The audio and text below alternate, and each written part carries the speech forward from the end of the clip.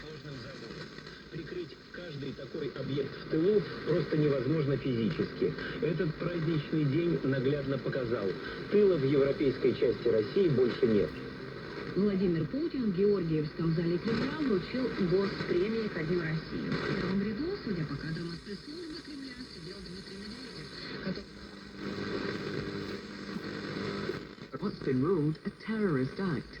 More than 70 зонтів. Ми вдячні за ті милості, які ми там бачимо і які ми там чуємо.